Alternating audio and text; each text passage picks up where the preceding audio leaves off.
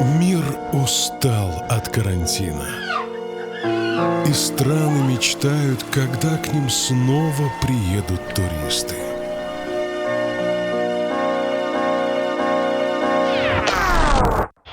И вот, наконец, границы открыты. Антон, посыпайся.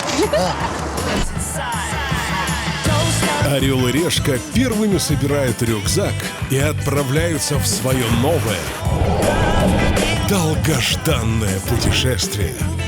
Мы вернулись после месяцев самоизоляции, чтобы показать вам новые чудеса света и рассказать, как путешествовать в новом посткарантинном мире.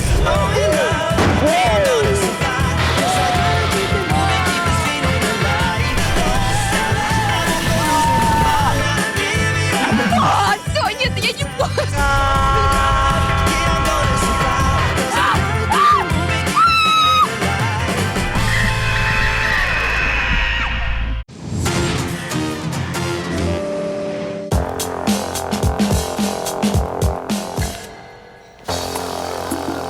Супер.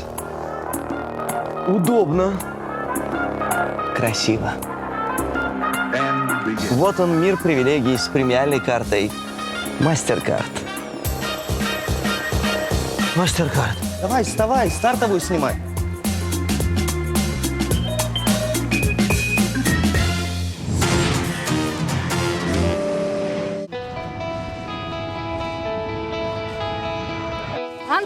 Антон, что ты от меня бегаешь, зайцем? А что за мной ходишь хвостиком? Всем привет, это Орел и Решка «Чудеса света». Василиса... Всем привет, это Орел и Решка «Чудеса света». Василиса Хвостова, Антон Зайцев, дуэт «Зайчик и хвостик». Ей! И мы в Бодруме на пути к нашему новому чуду света Памукале. Антон, там, короче, есть такие голубые ванночки с солями. Солями? Ой, обожаю ванны солями. В смысле, соль. И поесть, и покупаться. Класс. Именно. Ну хорошо, узнаем, кто будет в солями, а кто с карбонарой. Готово? Орел? Решка!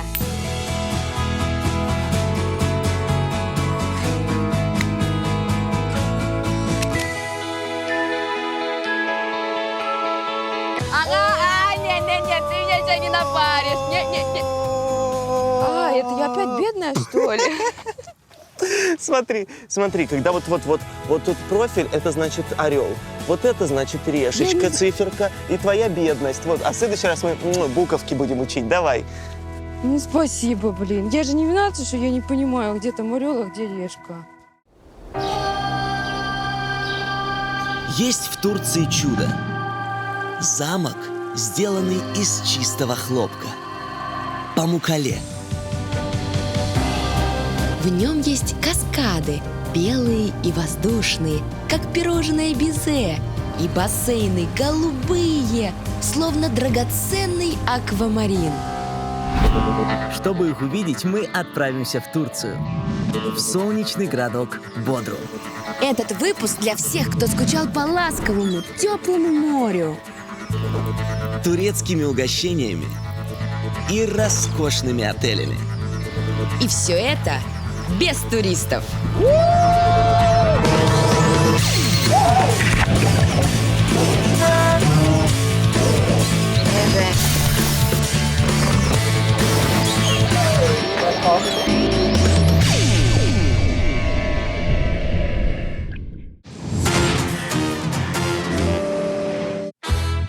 Туры по Мукале предлагают в любом отеле от Стамбула до Алании. Но мы выбрали курортный городок Бодрум, потому что именно там можно разгуляться с нашей безлимитной картой. Бодрум для Турции – это как Ницца для Франции. Лакшери VIP-курорт. Thank you. Мои любимые. Тот неловкий случай, когда водитель выглядит дороже богача. Представляете уровень сервиса? Вид гостей в Бодруме встречает личный трансфер. Кажется, какой-то невнятный микроавтобус. Но именно он встречает звезд в Бодруме. Вот на этом самом месте сидел Жан-Клод Ван Дамм.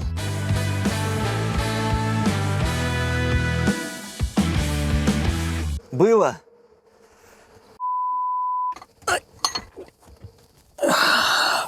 У кого есть мазь для суставов?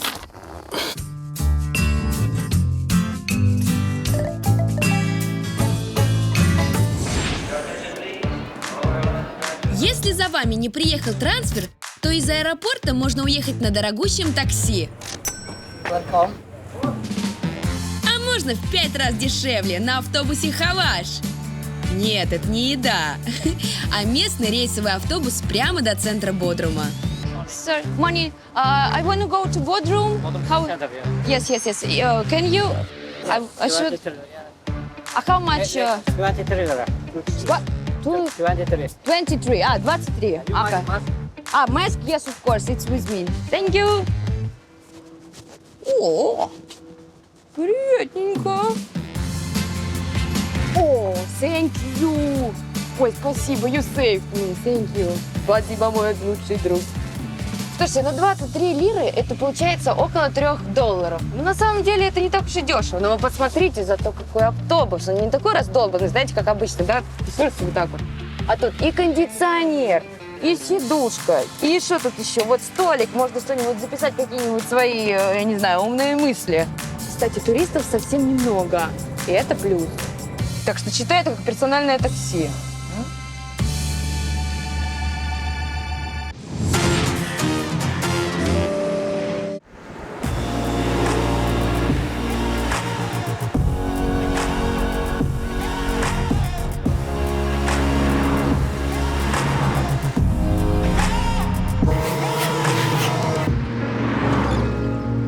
Бодрум – это необычная Турция с сетевыми гостиницами. Тут эксклюзивные отели VIP-класса. У каждого свой архитектурный код. Все выглядят стильно и со вкусом. И идеально вписаны в горные склоны и сосновые леса. Номера тут стартуют от $1000 в сутки. Такая цена отпугивает пакетных туристов с надувными матрасами и гарантирует приватность и первоклассный сервис. Здесь отдыхают суперзвезды. Николь Кидман, Кейт Мосс, Билл Гейтс, Антон Зайцев. Я расставил по восходящей.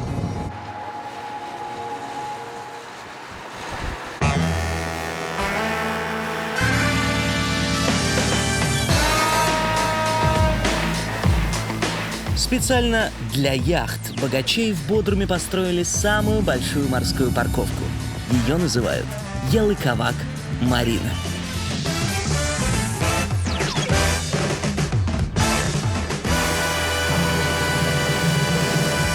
Знакомьтесь, сердце Марины. Здесь можно припарковать до 620 яхт длиной не более 150 метров. Цены на стоянку яхт начинаются от 2000 евро в день.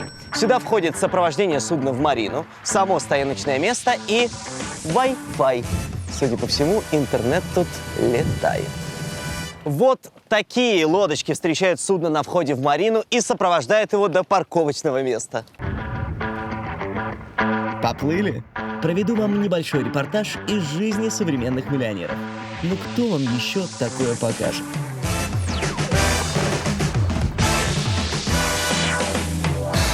В марине швартуются невероятные суперяхты. Это Arrow, белая стрела, за $120 миллионов. А это похожая на кашалота яхта Voice за 130 миллионов. Но бриллиантом этой парковки считается 100-метровая суперяхта Мадам Гу за 150 миллионов баксов. Если верить Википедии, этой красоткой владеет один российский миллиардер. Обалдеть, какая громадина! Кстати, говорят, что в разное время сюда на своих яхтах заходили Роман Абрамович, Билл Гейтс, Мик Джаггер, Ротшильды.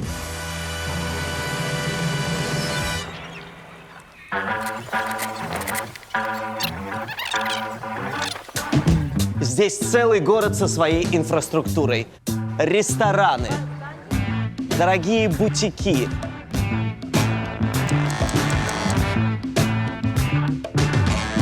два отеля, пляж и даже своя вертолетная площадка.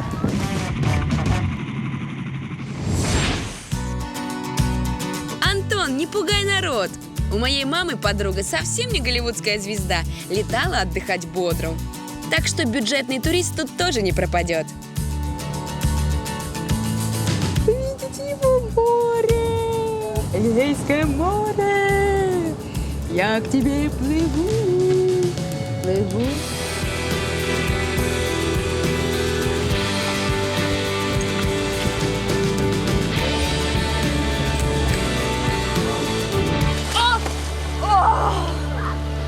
Господи! Какой кайф!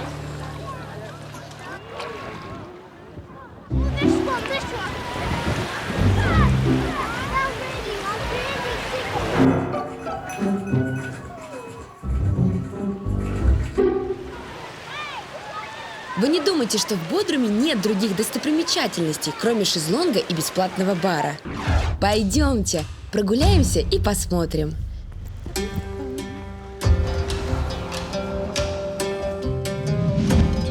Бодрум – это милый, уютный городок, по которому просто приятно погулять. Сейчас в городе нет туристов, и кажется, что он весь твой.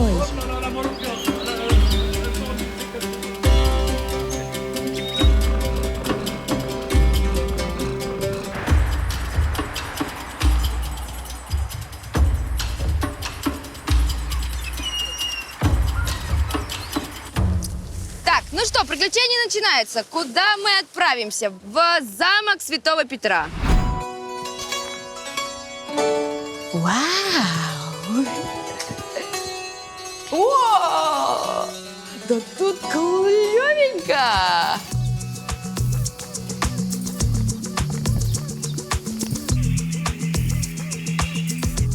Внутри крепости собрали древности, которые археологи нашли на дне моря. Это амфоры для вина и масла. Но самое удивительное – это останки корабля, которому 3500 лет. На его борту нашли 10 тонн меди и слитков олова.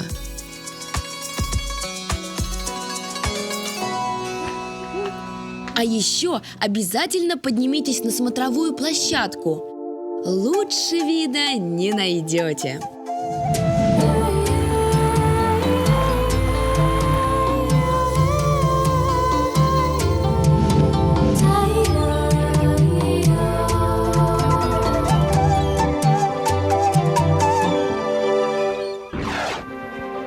А еще прямо в центре Бодрума стоит одно из древних 7 чудес света, о котором все знают еще со школы.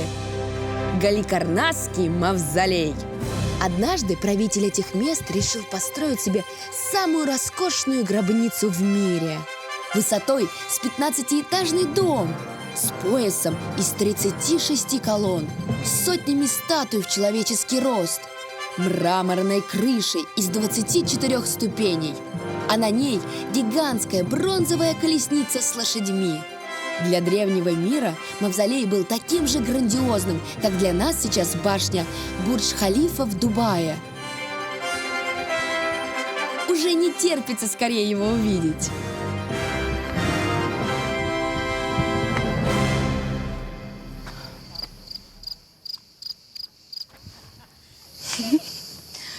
Я что-то не поняла, что тут только...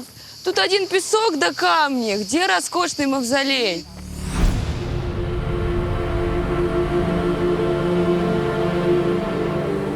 Мавзолей стоял 1500 лет и горя не знал.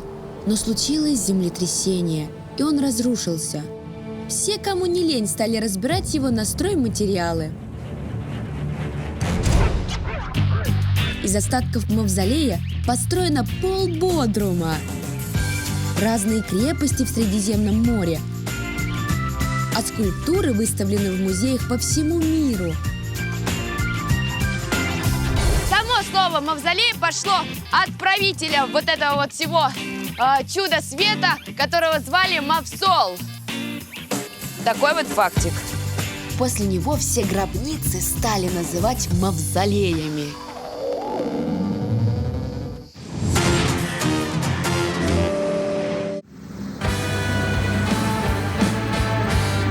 Бодрум — это не просто город-курорт. Это город, который как пылесос высосет из вас все ваши денежки.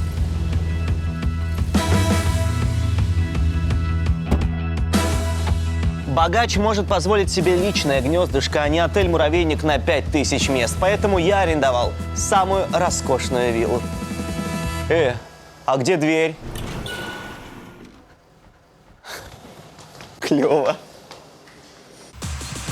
В Бодруме я выбрал виллу в дорогущем и роскошном отельном комплексе «Луджа 5 звезд». Посмотрите, какая бомба-ракета!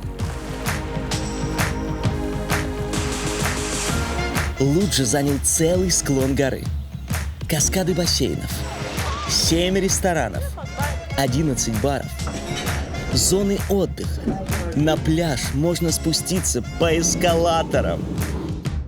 Километровая полоска белоснежного песка. Пирс с бунгало и шезлонгами. Вертолетная площадка.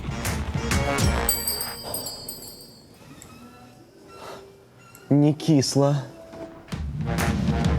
Мне, пожалуйста, виллу с самым красивым видом. За 3600 евро. И личным батлером в придачу. So here we are, in your joyful destination. Welcome to Lujo, sir. Thank you. Thank you so Have a nice much. holiday. Thanks. Так, вы не чтёшьте меня роскошью.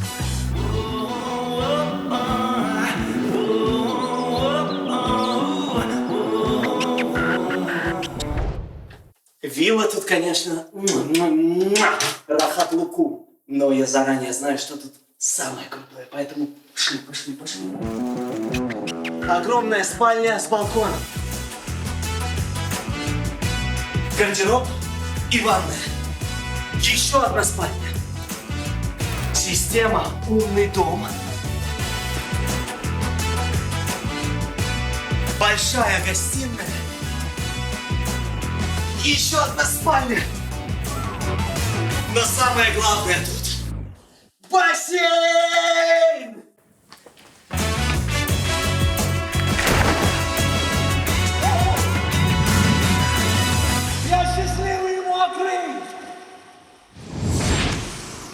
Бодрум – один из самых дорогих курортных районов Турции. И если у вас всего $100, не спешите топиться в Эгейском море, потому что здесь полно вариантов для бюджетных туристов.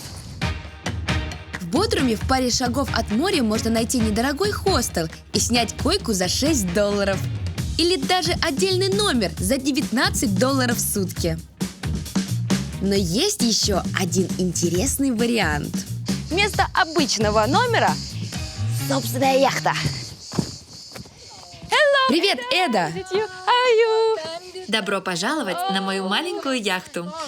Это Эда. У нее в порту Бодрума пришвартована небольшая яхта. Иногда она выходит на ней в море рыбачить. А в остальное время сдает туристам, как жилье, по $50 в сутки. Да, это ужасно дорого.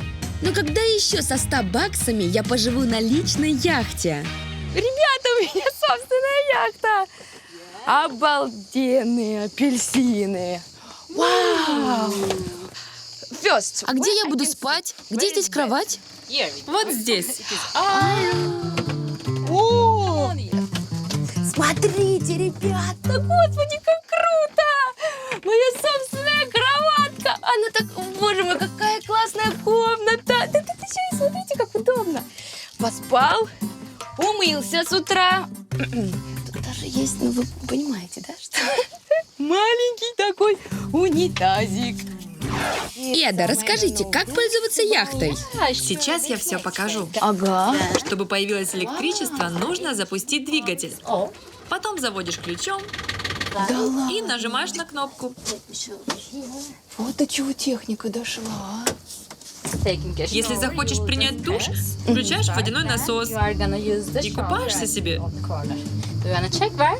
Ничего не поняла. Где? Вот душ. Это вы придумали? И как? А теперь переступаешь сюда и принимаешь его здесь. То есть прямо здесь без одежды? Yes, and everybody... И все на тебя смотрят? Да? Интересная мадам. Да это нереальная какая-то вещь, господи. А вот кухня. Здесь есть баллон с газом. А в этом шкафчике холодильник. Еще и фридж, йоу. Включать его тоже здесь. Понимаете, да? Чтобы у тебя работал холодильник, чтобы чайник, чтобы душ, все надо вот здесь вот тестить, иначе doesn't work anything. Так, ну что, вот. Ну что, остаюсь здесь.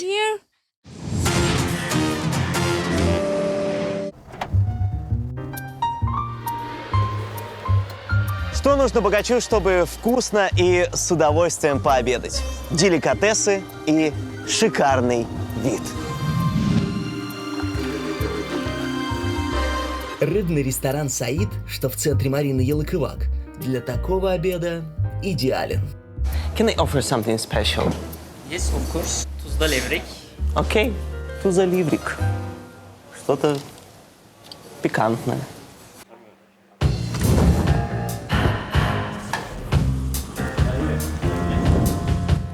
Ох, мать моя, в Анталии отдыхал. Это что такое? Оно доготавливается в процессе? У меня сейчас вопрос, это блюдо или похороны хомяка?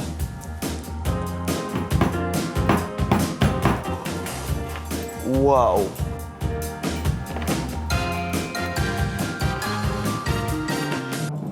Это, наверное, одна из самых эффектных подач, при которой я присутствовал. Оказывается, это окунь, запеченный под большим слоем соли. Сначала рыбу фаршируют грибами, чесноком, петрушкой, добавляют сливочное масло. Потом нагребают на нее целый сугроб соли и отправляют в духовку. Поплыли.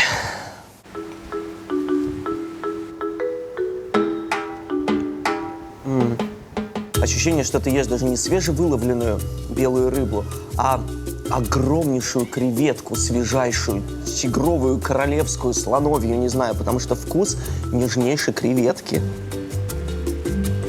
Если вы думаете, что из-за того, что рыба пролежала так долго в соляной могиле, она будет супер соленой, нет. Из-за соли как раз-таки жар распределяется равномерно по всей поверхности рыбы, и соленая только корочку, которую повар при мне убрал. Плюс к тому, соль поглощает жир, и поэтому блюдо диетическое. Я с болью в жабрах отрываюсь от рыбы, потому что хочу попробовать все закуски, иначе просто не хватит места. Удивительно, что основное блюдо здесь стоит $75, а все вот это многообразие $100. Поэтому я просто обязан все тут понадкусывать.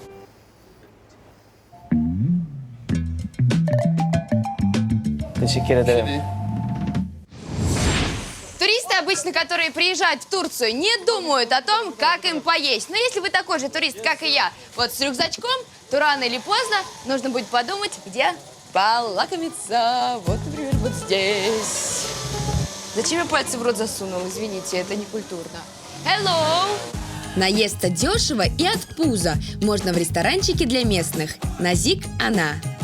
Здесь есть табельдот. Это как у нас комплексный обед. Выбираешь себе 3 блюда и платишь фиксированную сумму. Вот, 20, вот, 20 лир, это нормально. Так, ну что? Ням-ням-ням-ням-ням-ням-ням. Всего за каких-то $3 я получила чечевичный суп, рис и мясо с овощами. О, thank you. Спасибо, хлебушек халявный. Выглядит, конечно, не супер богато. Ну и я не Настя Ивлеева. Стесняюсь.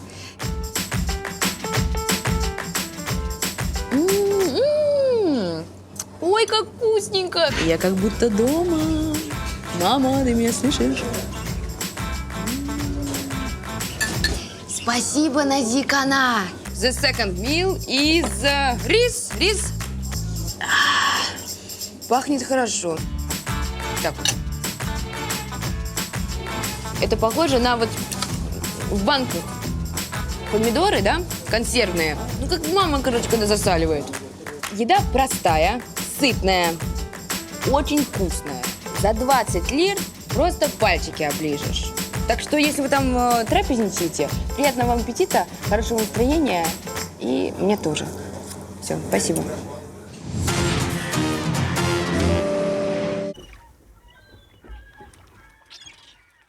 В таких отелях, как мой, куча морских развлечений, но я выбрал самое интересное и самое дорогое – Сибоп. Не, Сибоп.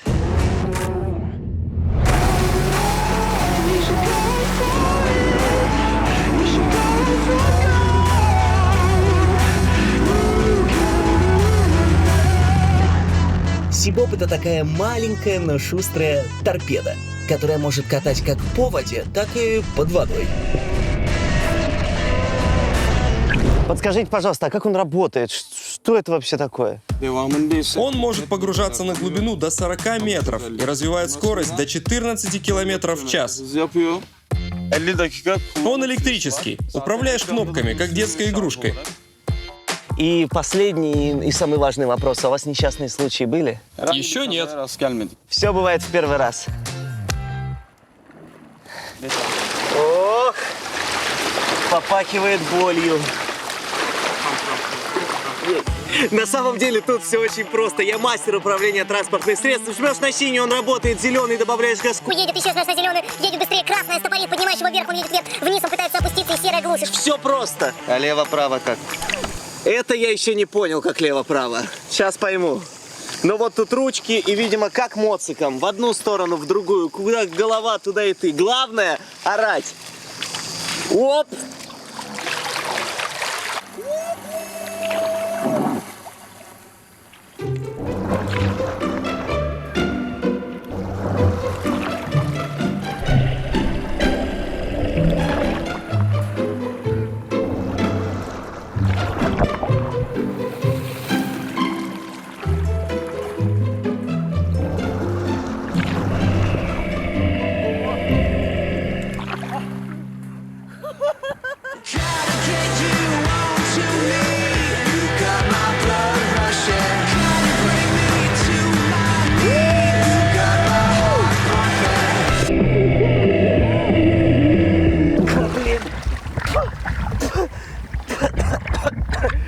Нормально, нормально.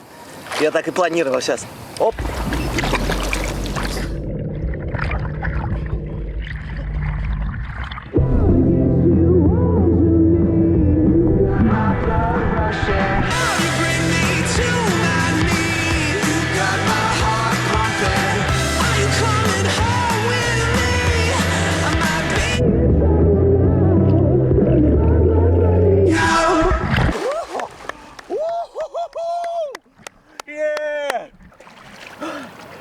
Восторг!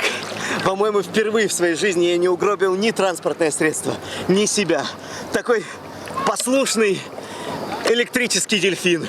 Не страшно, но супер круто. Девушка, вас до Кемера не подбросить?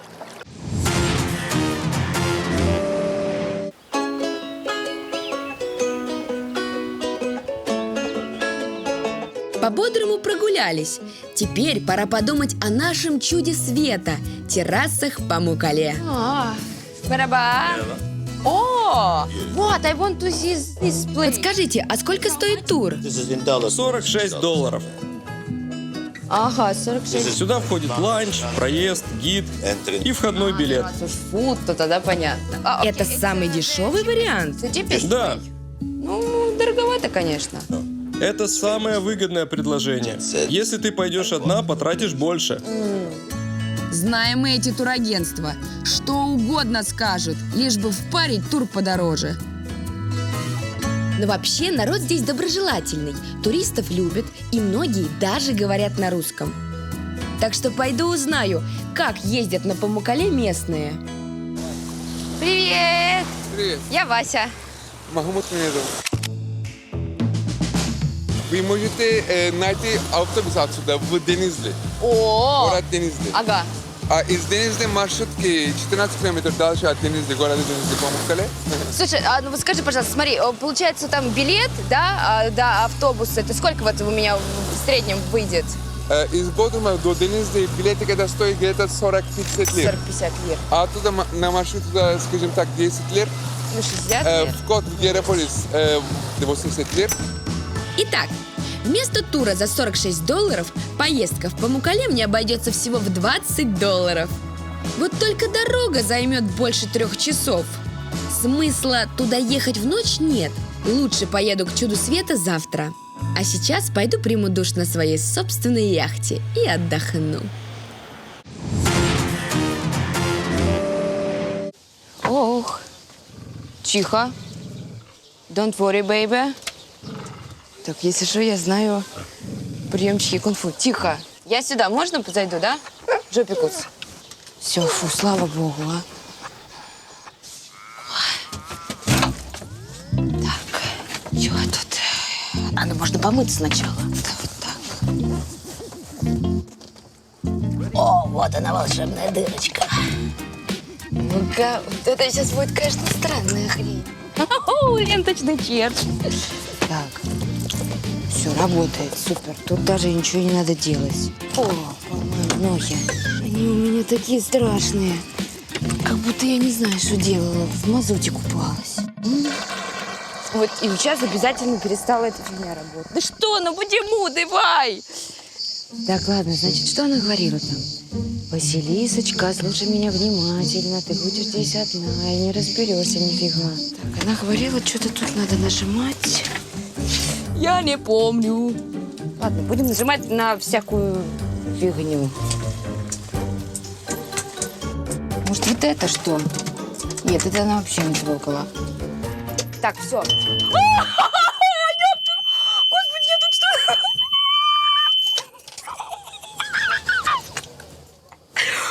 Я тут что-то понатыкала, и все сломалось. У меня руки ему вспотели. Господи, какой кошмар. Все, я точно взорву эту лодку. Подожди, нет, сейчас я должна вспомнить. Чтобы появилось электричество, нужно запустить двигатель. А, точно, господи, вот тут. Васечка, башка твоя деревянная, оловянная. Включить! На единицу, я надеюсь. Так, все, я надеюсь, сейчас сработает. Господь, я знаю, мы в последнее время не ладили. Но, пожалуйста, я тебя прошу. Я не хочу такую тупую смерть. Помоги мне.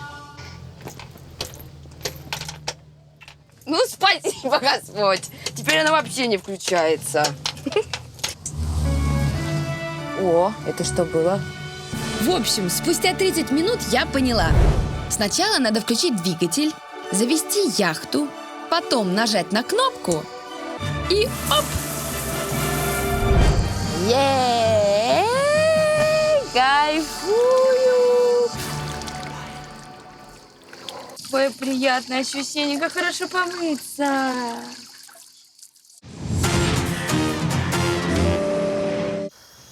В вашем пакетном туре такое вряд ли будет. Да и отельный гид вряд ли о таком расскажет. Я еду гадать.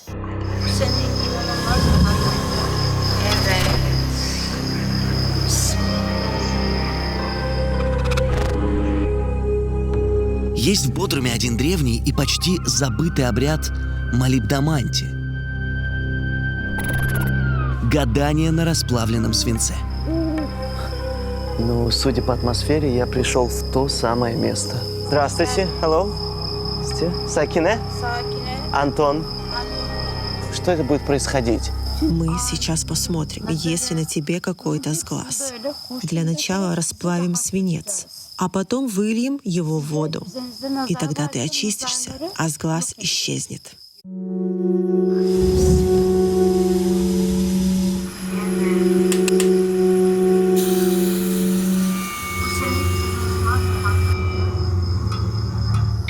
почему именно свинец? Почему, вот я знаю, у нас гадают на кофейной гуще, где-то там выкатывают яйца. А почему свинец? Сильную порчу способен снять только свинец. Ты что-нибудь сейчас чувствуешь? Какую-то тяжесть?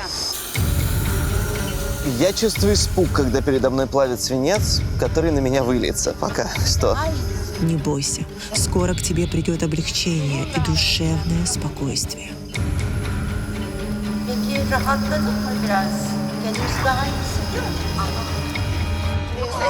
Сейчас на тебе очень много плохого. Видишь, свинец почти не плавится. У меня соведущая каждые полгода меняется. Знаете, сколько на мне с глаза? Подождите. Все уже начинается? Так, что-то я запереживал, потому что... Боже мой, это как-то очень пугающе.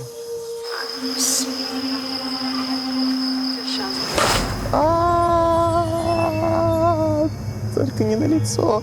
Что происходит вообще? Слава богу, свинец не льют прямо на голову. Сверху держат простыню, а над ней чашу с водой, в которую плещут расплавленный металл.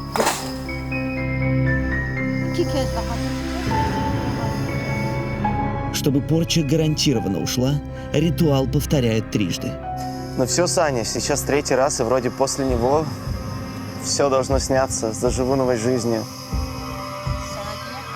Визу в Америку дадут. Заживу.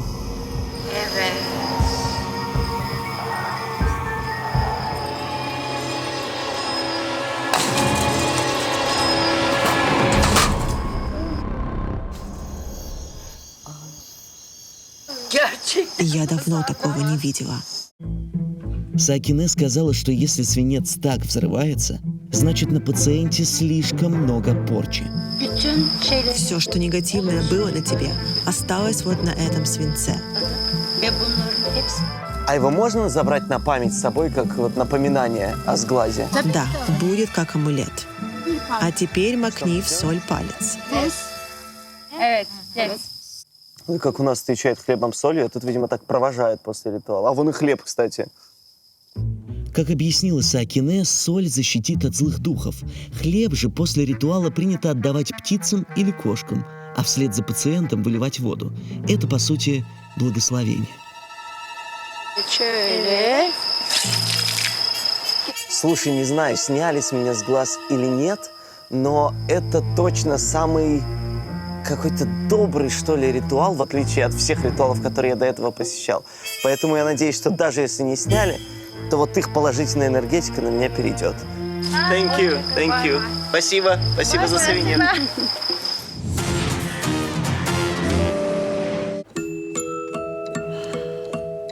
Какой хороший сегодня был день.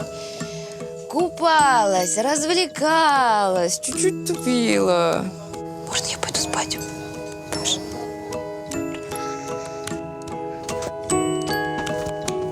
Ой, Господи. Спокойной ночи, если вы после такого уснете.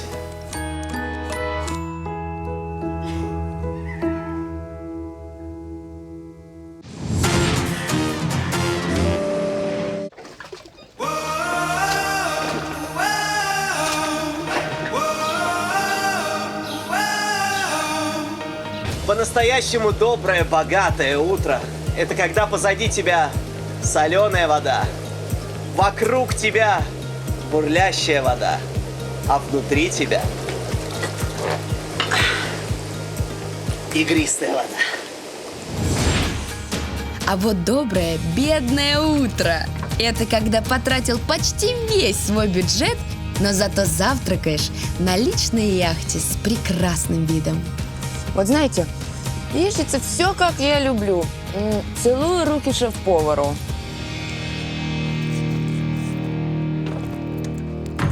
Теперь можно отправляться навстречу к чуду света. План такой. Сначала добраться на автобусе до города Денизли, а там пересесть на маршрутку, которая и довезет к Памуккале.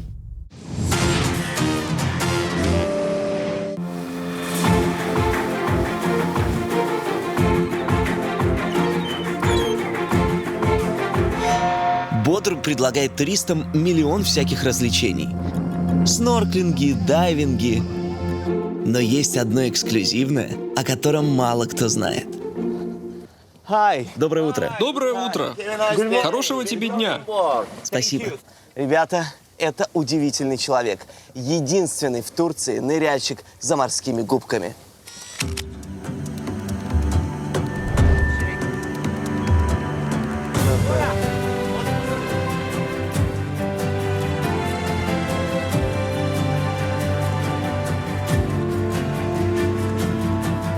Мехмед – настоящий морской волк.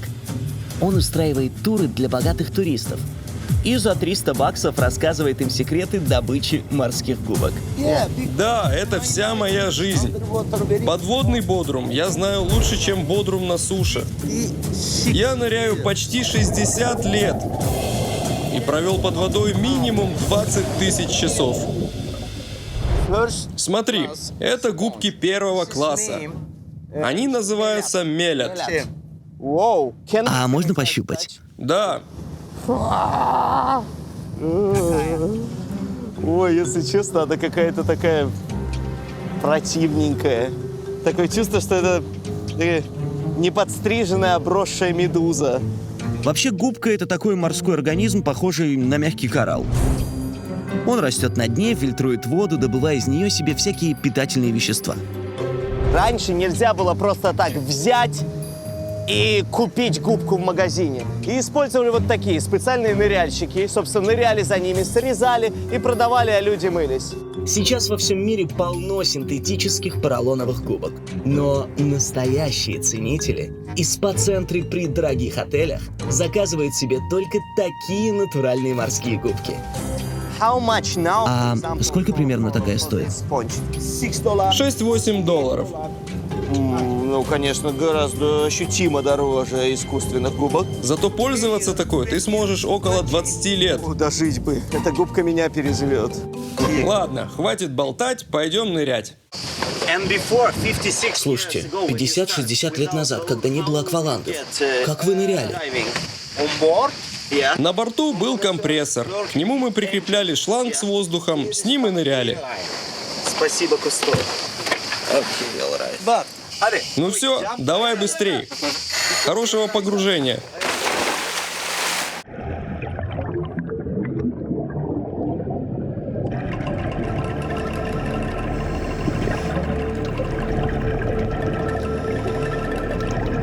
Рядом с Бодрумом Эгейское море не впечатляет.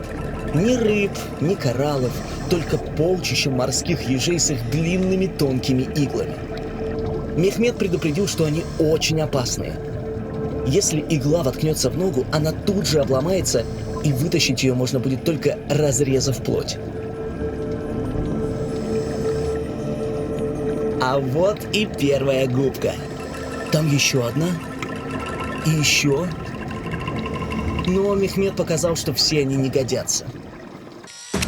Если губка черная, это значит, что она больна.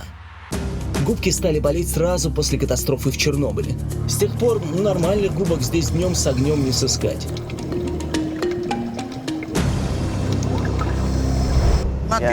Ныряние за губками – дело очень опасное. Многие мои друзья погибли или травмировались. Это очень сложная работа, а сейчас на ней так вообще особо не заработаешь. Поэтому Мехмед решил, что куда выгоднее не собирать губки, а показывать туристам, как их нужно собирать. Работенка у него, конечно, адская. Я им восхищен. Я бы хотел в его возрасте быть таким же мужественным, мощным, в такой отличной спортивной форме, дедом в вечном поиске мочалок.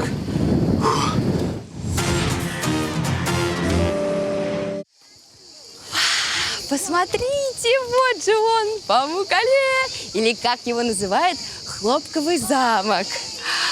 Ой, какая красота.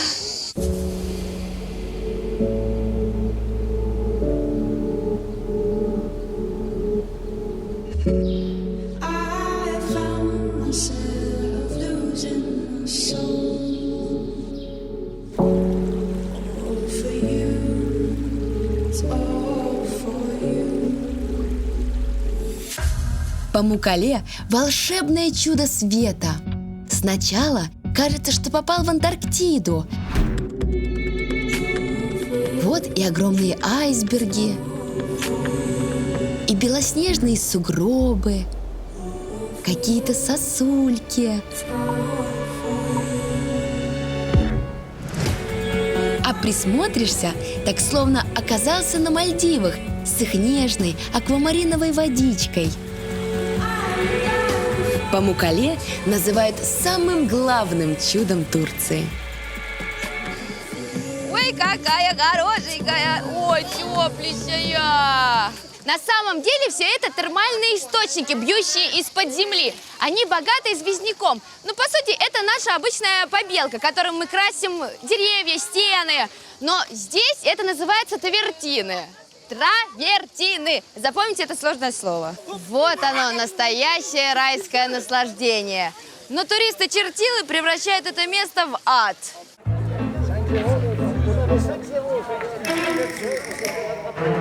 Памуккале – место супер популярное. В год сюда приезжает 2,5 миллиона туристов. И только на входные билеты отлистывают $35 миллионов в год. Все они здесь плескаются, топчутся, мажутся. Слушайте, ну чувство, конечно, так себе. Столько народу. Какие-то непонятные вот эти дети. Мужчины. Слишком мало места, слишком много людей. Духота какая-то. Хоть туристы и приносят Турции кучу денег, они же и убивают Памуккале. Гостиницы рядом с чудом света вовсю выкачивают из источников целебную воду для своих бассейнов и спа-центров. Из-за этого многие родники пересохли, а белоснежные террасы без воды стали желтеть. К тому же миллионы туристов разрушают хрупкие террасы, топчась по ним ногами. Чтобы сохранить чудо, ходить в обуви строго запретили. Да и вообще, самые красивые природные террасы спрятаны на верхнем ярусе, и людей туда не пускают. Но чтобы туристы не расстраивались, для них построили вот такие искусственные бассейны. Теперь в них плещется куча народа без медицинских справок со всех концов света. Сама вода, она очень горячая. Я не знаю, градусов 40 как будто бы. Понимаете, такая жара, хочется какой-то, наоборот, вот освежающей влаги, что-то такое. А ты булькаешься вот в эту непонятную известковую воду, и тебе становится еще хуже.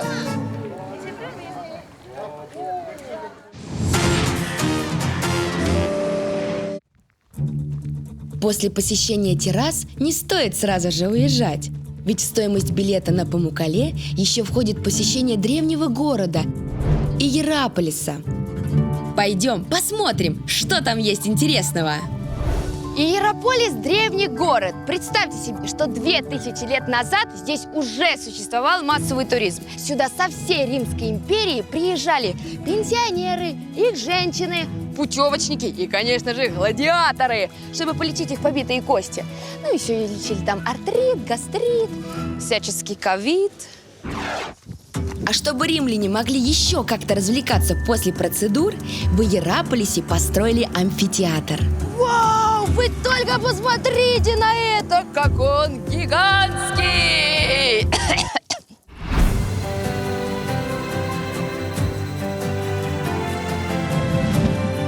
Это один из самых крупных античных амфитеатров Турции. Прям турецкий Колизей. 46 рядов для 7000 зрителей. Здесь есть целых 2 яруса, поглядите, вон прям вот здесь. А потом есть специальные места для аудитории, а место для оркестров. Обратите внимание на эти желобочки. Они были созданы для того, чтобы ваши пяточки вот так вот стояли, и вы никого не пинали в спину, а наслаждались искусством. Просто пушка, а не амфитеатр. Пушка! А еще здесь есть платная развлекуха – бассейн Клеопатры. Тут за вход с туриста сдерут еще 10 баксов.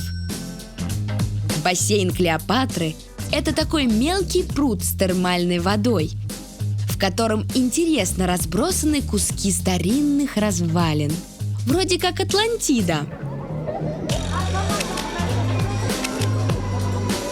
Прямо в бассейне бродят фотографы. Они как коршуны, выслеживают туристов, фоткают и впаривают снимки за 5-7 долларов. Честно говоря, такое. Слушайте, ну красивый бассейн Клеопатры, да? Тут есть вот всякие древние штуки, колонны, куча туристов. Не знаю, что не очень хочется плескаться и толкаться вместе с ними. Уйду отсюда.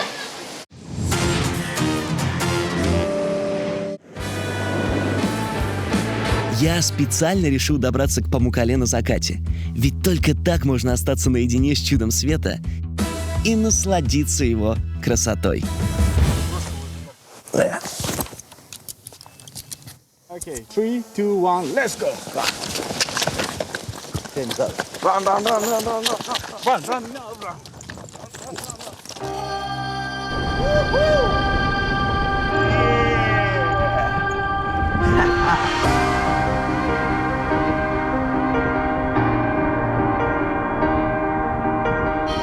Оу! Круто! Можно и так. Ой.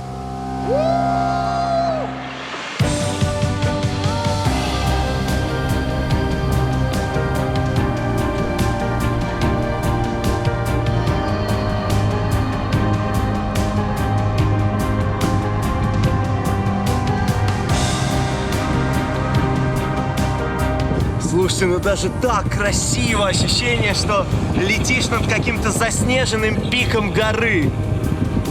А вокруг еще и голубые озера.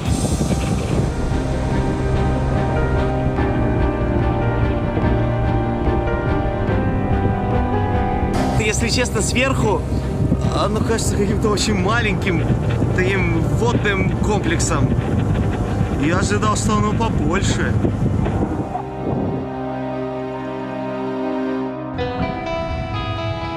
Несомненно, Памуккале – это чудо света. Но чтобы его рассмотреть, хватит и полдня. Травертины! Запомните это сложное слово. Поэтому, как и все в Турции, его нужно брать пакетом.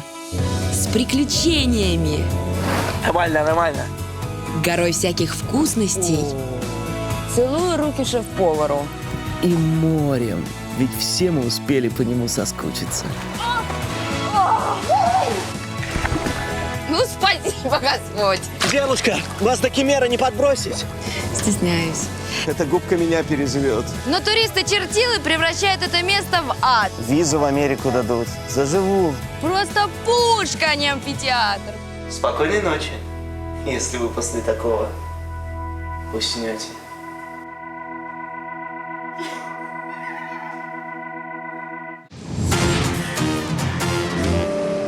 Эмоции от полета во!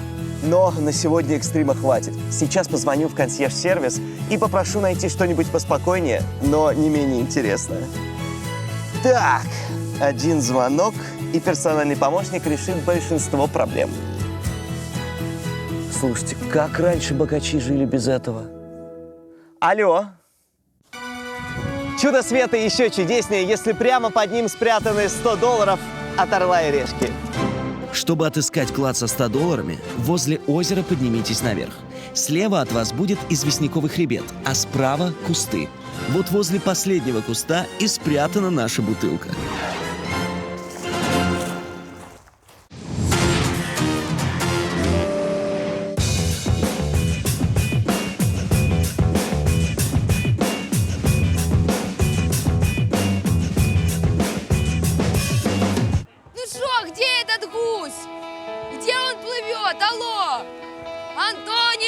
Чупсик! Ты чего ворон считаешь? Запрыгивай, кряква! А, прям вот так вот сразу! Давай, давай, давай! Сейчас, оп, оп, вау!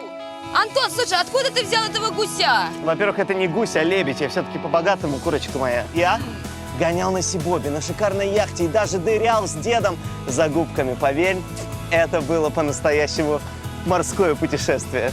Вась, а спорим на безлимитную карту, что не прыгнешь в пруд? Бублик, конечно же, я прыгну. Давай.